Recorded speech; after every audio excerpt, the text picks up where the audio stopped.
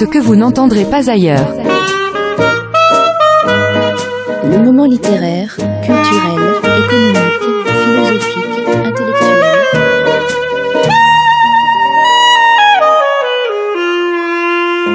Avec Stéphane, sur RLP. Aujourd'hui, avec Louis Capitaine de la société Époque Intelligence. Bonjour Louis. Bonjour. Alors, nous nous sommes rencontrés dans un meet-up vendredi dernier consacré à la big data et l'intelligence artificielle. Et vous êtes, me semble-t-il, mathématicien. Oui, c'est ça. C'est bien ça. J'ai fait une thèse à l'université de Bordeaux en biostatistique, donc spécialisée dans ce qu'on appelle aujourd'hui le machine learning, qu'on pourrait aussi appeler l'intelligence artificielle. Au départ, j'ai fait des études en mathématiques pures, puis ensuite je me suis spécialisé en master dans la théorie des probabilités et des statistiques, pour enfin rencontrer mon directeur de thèse qui travaillait sur des techniques de type forêt aléatoire, qui sont des techniques de machine learning, et m'a proposé de travailler sur des sujets associés au machine learning dans des problématiques de médecine. Et donc j'ai fait ma thèse dans le grand champ de ce qu'on peut appeler, pour les techniciens, les forêts aléatoires. Et ensuite, une fois que j'ai terminé ma thèse, j'ai monté une société qui s'appelle Époque Intelligence, qui fait notamment aujourd'hui de la recherche et développement pour des entreprises et pour des institutionnels aussi. Et on fait aussi de la formation à un assez haut niveau pour des ingénieurs et des chercheurs pour les former aux techniques modernes, justement, de sciences des données, machine learning, intelligence artificielle et modélisation aussi. D'accord. Donc, une fac de mathématiques à Bordeaux 1. Oui, c'est ça. Donc le DUG. Oui. TCAI. C'est ça, licence. Ça s'appelait comme ça à mon époque, lorsque j'y étais. Oui. Après, une licence de maths. Licence de maths. Pure, appliquée. Maths pure. Licence de maths pure, voilà. D'accord. Moi, j'ai arrêté au potentiel de matrice. Après, j'ai arrêté. Oh, ok. Ah, très bien. C'était déjà ok. Après, une maîtrise. C'est ça. Toujours de maths. Exactement, 2 ans de maths en plus, qu'on appelle aujourd'hui, le master s'appelle modélisation statistique et stochastique. Donc il y a 2 voies, il y a une voie qui est plus analyse de données et une autre voie qui est un peu plus théorique, qui s'appelle analyse stochastique. Moi j'ai pris la voie un peu plus théorique. D'accord, très bien. Bon, donc maintenant qu'on a vu que vous étiez effectivement de la matière grise, sensibilisé aux problématiques d'intelligence artificielle, notamment pour la médecine. L'intelligence artificielle. Qu'est-ce que ça signifie réellement aujourd'hui dans la vie de tous les jours et aussi au niveau technique? Est-ce que vraiment on a passé un cap? Est-ce que la réalité rejoint les livres d'Isaac Asimov?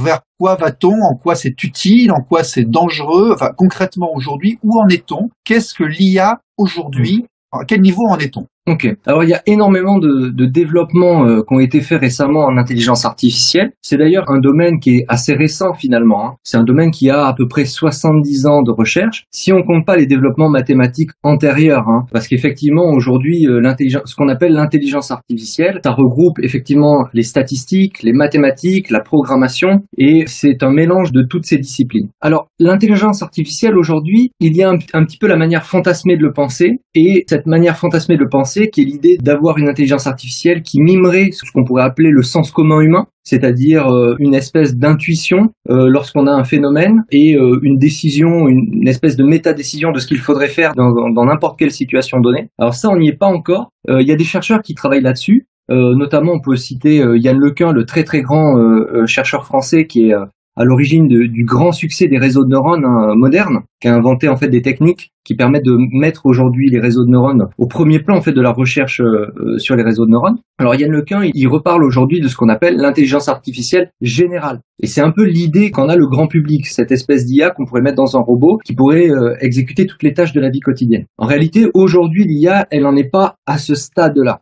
Aujourd'hui, l'IA, elle est cloisonnée à des tâches bien particulières dans lesquelles ce qu'on va faire, c'est qu'on va dire, on va entraîner un modèle pour faire quelque chose. Donc typiquement, par exemple, faire de la reconnaissance d'objets, de la reconnaissance de formes. Globalement, qu'est-ce que c'est qu'une tâche d'intelligence artificielle? C'est des entrées, des variables explicatives et une sortie. Donc l'idée, c'est de trouver le lien qui peut exister entre les variables explicatives et la sortie. Et lorsqu'on est capable de trouver ce lien-là, de pouvoir ensuite faire une généralisation. Globalement, pour donner un exemple assez précis, si par exemple j'ai des patients qui sont atteints de la maladie d'Alzheimer, on récupère des coupes de cerveau sur des IRM de patients qui sont atteints de la maladie d'Alzheimer et d'autres qui ne sont pas atteints de la maladie d'Alzheimer. Ce qu'on aimerait faire, nous, c'est apprendre le lien qu'il y a entre les différentes coupes d'IRM de cerveau et l'apparition ou non de la maladie d'Alzheimer. Pour que plus tard, lorsqu'on connaît ce lien, lorsqu'on extrapoler ce lien, pouvoir, lorsqu'on a un nouveau patient, lui faire passer un IRM et à partir directement de son IRM, déterminer si oui ou non il a la maladie d'Alzheimer, s'il est à risque de la développer plus tard et quand la développer. Ça, c'est typiquement les problématiques d'IA et qu'on est capable de faire aujourd'hui avec des performances très très très très grandes. Et globalement, l'IA, qu'est-ce que c'est ? C'est une tâche de prédiction et d'apprentissage. Donc, j'ai des entrées, j'ai des sorties, et je veux prédire, en fait, je veux apprendre le lien qu'il existe entre les deux. On n'en est pas aujourd'hui à essayer d'avoir une IA qui va, à partir d'un contexte global, généralisé, où on n'a pas posé, en fait, de cadre bien spécifique, pouvoir déterminer ce qu'elle doit faire par elle-même. Ça, c'est ce qu'on appellerait plutôt le sens commun humain. Voilà. Et ça, on n'y est pas encore, et c'est plutôt ce qu'on appellerait l'intelligence artificielle généralisée, qui est ce que pense globalement le grand public. Aujourd'hui, quand on fait de l'intelligence artificielle, on fait apprendre en fait des modèles, et parfois même des modèles qui sont extrêmement simples. Globalement, on est capable, pour cette problématique sur Alzheimer, d'apprendre ça avec une régression qu'on appelle une régression logistique. Alors un petit peu plus compliqué, on parlerait pour les techniciens de régression logistique pénalisée, mais globalement c'est une régression logistique. Et on le voit bien d'ailleurs dans le rapport qu'avait publié Cédric Villani. Lui, dans sa définition de l'intelligence artificielle, c'est tout ce qui est capable d'apprendre une relation. Donc c'est une définition qui est extrêmement large et qui englobe notamment la régression logistique, qui englobe des régressions linéaires. Faire une régression linéaire, c'est déjà faire de l'IA dans ce cadre de définition. C'est des IA certes très basiques, mais c'est faire de l'IA. Et aujourd'hui, des intelligences artificielles extrêmement complexes qui sont capables de faire de la reconnaissance d'individus sur des caméras de surveillance, en fait c'est un empilement de plusieurs tâches spécifiques qui s'imbriquent les unes dans les autres. Et c'est souvent ce que j'explique lorsque je suis en formation. J'explique à des chercheurs, si vous voulez faire une IA extrêmement complexe, décomposez votre problème en plein de petits problèmes d'apprentissage, résolvez-les les uns à la suite des autres et... Bonjour Monsieur Descartes. Oui. Voilà, exactement, exactement. Plein de problèmes simples, on les empile et ensuite ça résout un problème extrêmement complexe. Et même avec des outils mathématiques très simples comme la régression linéaire, je le dis tout le temps, on peut résoudre des problèmes très très très compliqués, comme par exemple justement de la détection d'individus qui passent dans une caméra de surveillance. Ça se fait par exemple avec des techniques très simples, des techniques matricielles d'ailleurs. RLP. Radio libre en Périgord. Donc en fait, on va dire qu'il y a deux grands axes actuellement dans l'intelligence artificielle. Il y a celle qui fait un peu fantasmer, où on parle de tests de Turing, de conscience de soi, de synchronicité et autres. On a vu quelques modèles émerger chez Google, chez quelques big GAFAM qui travaillent sur ceci. Mais dans l'application concrète de tous les jours, il s'agit plutôt de modèles qui font des tâches répétitives sur des gros volumes. Tout à fait, tout à fait. Il faut de la puissance de calcul pour ça, parce que une base de données, on sait que par exemple, ne serait-ce que mettre en database un péage d'autoroute, au bout de 2 à 3 mois, ça prend un volume énorme. Et si vous voulez commencer à faire des filtres sur des critères, vous commencez à avoir des temps de réponse qui vont se compter en minutes. Donc je suppose qu'on commence à nourrir un engin, une machine en fait, avec des données comme des codes génétiques, de l'ADN et autres pour faire de la prédiction, ou alors ce que j'ai entendu, ce qui a beaucoup été utilisé pour les radios X, évidemment le métier de radiologue est assisté actuellement par des outils comme ça. Il faut vraiment beaucoup de puissance. Alors aujourd'hui, comment ça fonctionne ? Ce sont des tests, si oui, ce sont des switch cases, comment ça fonctionne derrière ? Alors je vais pouvoir parler de quelque chose de très qui va peut-être aller à contre-courant de ce qui est souvent dit, c'est d'une problématique qui est moderne. En fait, globalement, qu'est-ce qui était fait avant lorsqu'on voulait faire une analyse, lorsqu'on voulait faire une étude ? On prenait des experts, globalement, du domaine en question, on les mettait dans une pièce et on leur disait qu'est-ce qu'il faut qu'on mesure. Donc les experts disaient, bon, pour tel type de problématique, il faut mesurer telle variable. Donc il y avait peu de variables à mesurer. On avait aussi peu d'observations. Donc des bases de données assez faibles. Donc globalement, le paradigme ancien, c'était de dire les données que j'ai, c'est globalement de l'information. Aujourd'hui, c'est complètement différent. Avec la digitalisation du monde, la miniaturisation de l'informatique, les capacités de stockage qui explosent, les faibles coûts de stockage, eh bien, on peut tout mesurer. On est capable de tout mesurer, c'est pour ça que aussi on est capable de séquencer tout le génome d'un être humain et ainsi de suite. Donc on a accès à une quantité... Séquencer un génome prend plusieurs heures encore actuellement. Oui, ça, exactement. On est passé de plusieurs semaines à plusieurs jours, aujourd'hui on a plusieurs heures. Exactement, on a plusieurs heures. Je crois qu'on peut aller entre 1 et 2 heures pour séquencer tout le génome d'un être humain aujourd'hui avec certaines techniques. Et donc avoir accès à plusieurs dizaines de milliers de gènes. Donc il y a plusieurs gènes qui sont mesurés plusieurs fois lorsqu'on fait ces techniques-là. Donc on a des doublons, ce qui fait qu'en règle générale, on a entre 30 000 et 40 000 variables de gènes. Mais l'idée qu'il y a aujourd'hui, c'est de dire, eh bien finalement, ce cadre-là, ce nouveau cadre, c'est j'ai beaucoup plus de variables à stocker que je n'ai d'observations dans la réalité. Par exemple, une image, si chaque pixel est une variable observée, si je prends une image en Full HD par exemple, ça correspond à plus de 10 millions de variables explicatives. Et si je compte le rouge, le bleu et le vert, qui sont codés dans ces trois couleurs, eh ben ça me fait à peu près 36 millions de variables explicatives. Ce qui est énormément en fait d'informations. Et pour avoir une base de données de 36 millions d'images en Full HD, ça va commencer à être des grosses bases de données. En fait, l'idée du nouveau paradigme, c'est de dire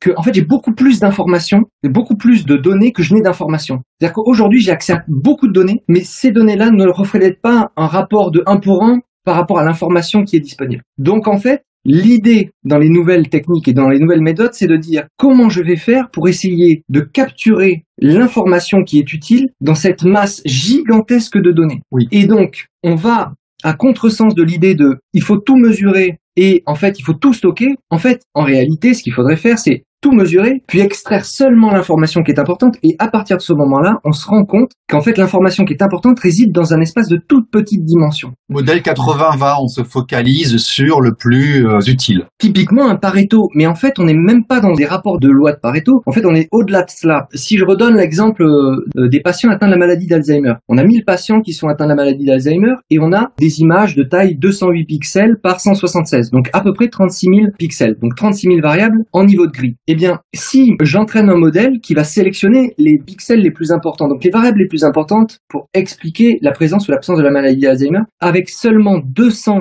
pixels, donc 200 petits pixels sur l'image, 200 régions du cerveau, j'arrive à prédire avec 98,5%, donc 98,5% des cas si oui, il a la maladie d'Alzheimer ou non. Donc en réalité, et ça représente à peu près 0,6, 0,5% des variables qui ont été mesurées. Donc le phénomène que j'observe, lui, réside en fait, l'activation ou non de la maladie d'Alzheimer réside dans un espace de bien plus petite dimension. Donc il y a une quantité de données que je peux restreindre drastiquement et que je peux compresser. RLP. Radio libre en Périgord. Ça veut dire que pour chaque tâche qu'on dédie à l'IA, il faut la former et il faut qu'un humain à côté fasse un focus et une restriction de recherche pour chaque champ de recherche. Oui, en fait, pour chaque problème, on peut entraîner un modèle à faire cette tâche elle-même. C'est-à-dire, on peut entraîner un modèle à dire « je veux que toi-même, tu ailles me récupérer quelles sont les variables importantes, quelle est justement l'information, les variables qui portent l'information sur la variable d'intérêt, la variable qui moi m'intéresse à prédire. Et donc en cela, c'est extraire l'information, c'est comme extraire une aiguille d'une botte de foin. C'est exactement ça. Et le métier aujourd'hui d'analyste des données, de mathématicien, réside beaucoup dans le fait de retrouver ces structures de petites dimensions. Et globalement, ce qui se passe, ça résulte en une réduction énorme de la dimensionnalité et donc du poids de ces bases de données. Et donc on entend beaucoup que les données aujourd'hui, c'est l'or noir du XXIe siècle. En réalité, je dirais pas que c'est exactement les données. Les données, c'est du brut. Les données transformées, par contre, c'est de l'or noir. C'est ça le véritable or du XXIe siècle, c'est le fait d'avoir extrait de ces données brutes l'information qui a réellement de l'importance. D'accord, donc il y a encore une intelligence qui montre le cap, qui dit on va chercher dans ces réseaux-là, puis qui demande une automatisation qui permettra de dépasser ses propres capacités par contre, pour aller beaucoup plus loin. Mais alors, est-ce qu'il y a des modèles d'IA qui existent déjà? Je suppose qu'à chaque fois on code pas tout à la main. Oui.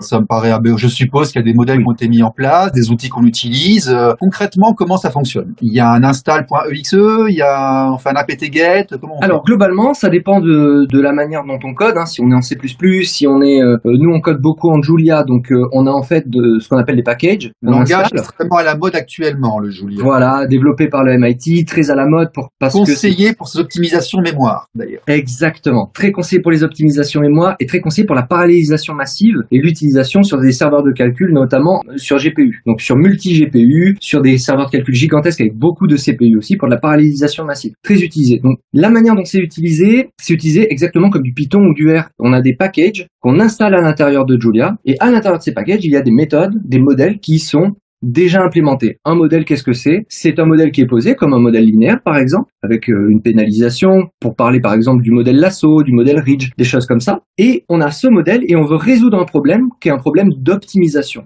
Globalement, l'IA, c'est tout simplement trouver un problème d'optimisation, c'est trouver le minimum d'une fonction. On appelle une fonction de coût, ainsi de suite. C'est la réduite de Jordan de la data. C'est exactement ça. Et ce qu'on fait, juste faire de l'IA, c'est juste coder, souvent des méthodes de descente de gradient, méthode de Newton, pour trouver en fait des minimums de fonctions qui ont été posées avant. En fait, tout ce qu'on fait, c'est optimiser des fonctions. Ça désacralise beaucoup le domaine, qui est de dire que en réalité, globalement, faire une IA, c'est faire une optimisation d'un problème. Globalement, les IA les plus performantes, par exemple une méthode Lasso, elles n'ont pas de solution analytique. On peut pas écrire mathématiquement la solution, donc il faut l'approximer. Et donc dans ce cas-là, on a des méthodes pour approximer cela. Et donc ce qui est fait dans ces packages-là, globalement, c'est une méthode d'optimisation qui va essayer d'approximer la solution.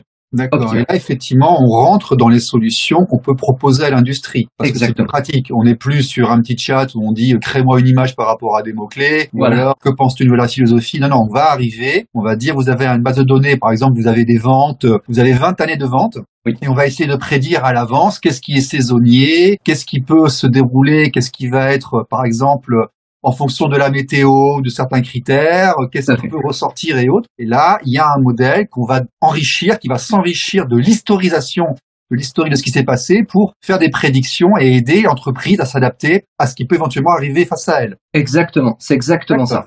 Ok. Et il y a des fortes passerelles en fait. Et là, il y a un modèle économique là, effectivement. Oui. Exactement, il y a totalement un modèle économique et il y a même des passerelles entre des domaines qui normalement où on n'aurait pas idée au premier abord qu'il puisse y avoir les mêmes modèles qui s'appliquent. Comme par exemple, je vais prendre un exemple très simple qui est l'exemple de l'analyse de survie. L'analyse de survie, c'est l'idée pour une maladie, de modéliser le temps de survie d'un patient. Donc, si un patient va survivre, combien de temps il va survivre, et ainsi de suite, à partir de ces variables explicatives. Eh bien, les modèles qui sont déployés, qu'on peut appeler par exemple, on peut citer les modèles de Cox, des modèles comme ça, des modèles de survie, eh bien, on peut les transférer dans l'industrie pour essayer de faire ce qu'on appelle de la maintenance prédictive. Donc, essayer de déterminer quand est-ce que, sur une chaîne de production, certains composants vont devenir défaillants, pour pouvoir les changer avant qu'ils cassent.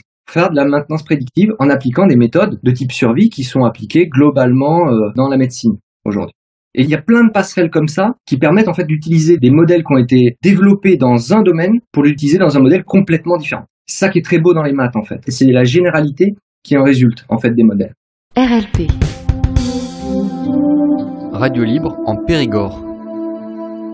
Bon, concrètement, aujourd'hui, l'IA a-t-elle déjà permis des avancées scientifiques? Oui, l'IA a permis des avancées énormes. Globalement, dans tout ce qui est médical, je vais parler par exemple dans tout ce qui est médical. Aujourd'hui, lorsque je travaillais par exemple à l'INSERM, sous la direction du professeur Rodolphe Thiebaud et de Robin Génuer, mes deux anciens directeurs de thèse, on travaillait sur des problématiques de patients qui avaient le VIH. Et donc, typiquement, on essayait de déterminer quels étaient les gènes qui s'activaient lorsqu'on donnait un vaccin pour déterminer comment allait être la réponse vaccinale après l'injection du vaccin. Comment un patient allait réagir. Ça permet de faire plein de choses. Ça permet de déterminer quels sont les gènes qui sont responsables, qui réagissent à un vaccin. Déjà, c'est très important parce que ça nous permet ensuite d'aller sur certains types de vaccins ou non, mais ça permet aussi de déterminer si un vaccin va être utile ou non à partir de l'expression des gènes d'un patient. Ça permet aussi de faire ce qu'on appelle de la médecine personnalisée. C'est très à la mode aujourd'hui, mais on y va vraiment, c'est-à-dire de déterminer à partir des caractéristiques d'un patient quel est le traitement optimal qu'il faut lui donner.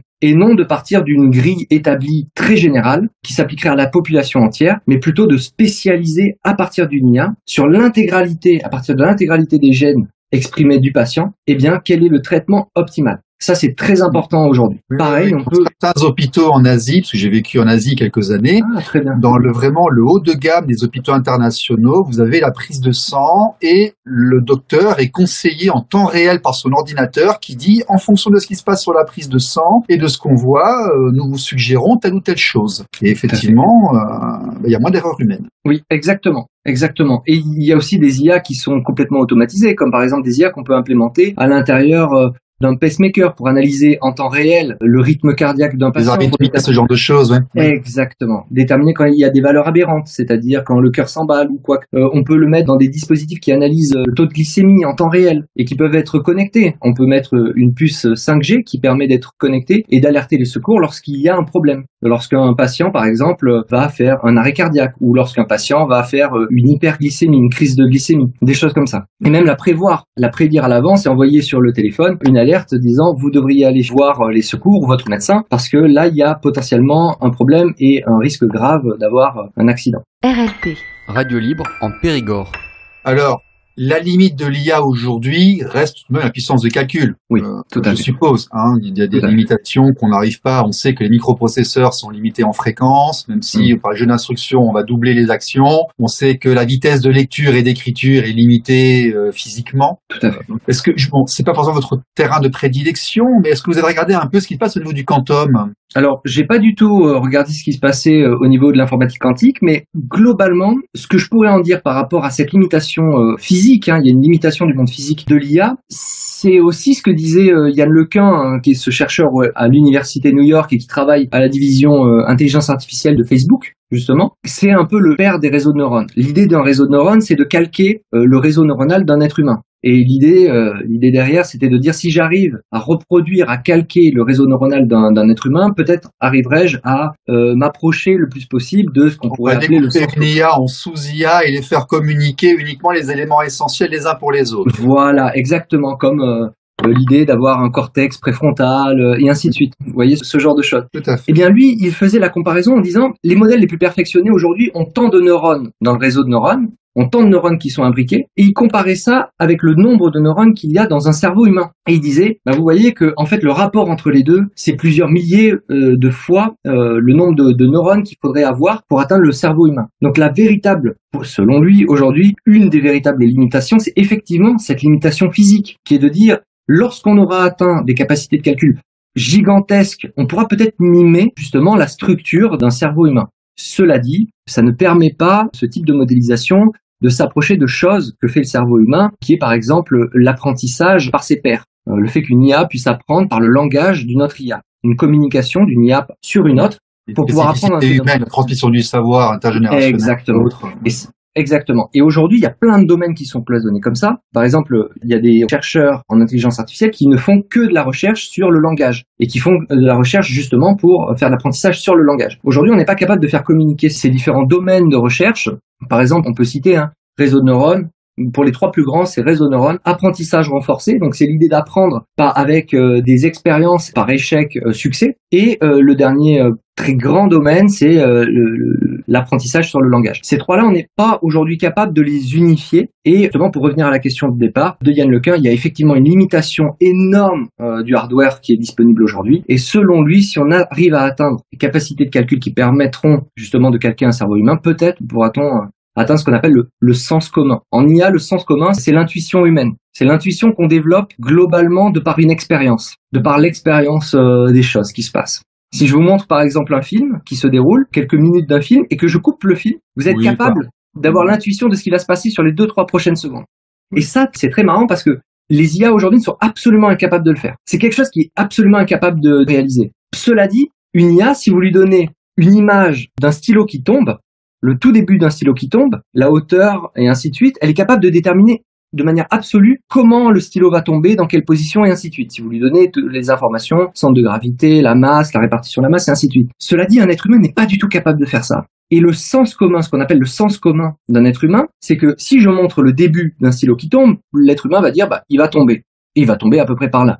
Le sens commun d'un être humain, et ce qu'il faut toucher du doigt, c'est de dire, le stylo tombe. Sauf qu'une IA, elle va pas faire ça. Elle va dire, le stylo tombe et il tombe ici, exactement. Et il faut que l'IA détermine, à la vue de seulement cette petite vidéo, puisse dire, c'est un stylo qui va tomber. Le sens commun humain, c'est de dire, il y a un stylo qui tombe. Et non de faire tous les calculs et d'être une super machine, en fait. RLP. Radio libre en Périgord. Donc Louis Capitaine d'Époque Intelligence, juste pour conclure en quelques secondes, vous avez des projets intéressants actuellement, je crois que vous allez en Égypte. Oui, tout à fait. Donc là, on va en Égypte pour deux raisons. Pour voir un client, qui est un client sur de la formation, et pour aussi prendre quelques vacances, parce que ça a été une année très longue, très chargée. Il y a beaucoup de projets qui s'ajoutent les uns après les autres, notamment des grands projets avec l'Office national des forêts sur la cartographie des forêts de France, qui étaient des projets très intéressants, avec des données très massives, gigantesques, de plusieurs téras, donc très très intéressants, en partenariat avec l'Office national des forêts et l'IGN. Ils sont très demandeurs de ça. J'ai un ami qui avait fait une thèse sur la détection des ponts sur des images satellites. Effectivement, on donne ce genre de choses. Alors, il est possible de vous joindre, c'est époque, epoch-intelligence.fr, me semble-t-il. Tout à fait. Tout à fait. Et vous proposez vos services à des sociétés de quelle dimension, de quel type, de manière générale? Toutes les dimensions de société, en règle générale, si une société a des données et qu'elle a un problème qui est bien établi et qui est un problème plutôt complexe globalement, qui nécessite en fait de faire de la R&D, nous on propose nos services. Donc globalement, toute taille d'échelle. Ce que je disais, c'est que la plupart des problèmes résident dans un espace de petite dimension. Donc même si on a assez peu de données finalement et qu'on en récolte assez peu, on est toujours capable de mettre des solutions d'IA dans sa société. Ok. Monsieur Louis Capitaine, merci beaucoup et bonne soirée. Merci à vous. Merci beaucoup. RLP. Radio libre en Périgord.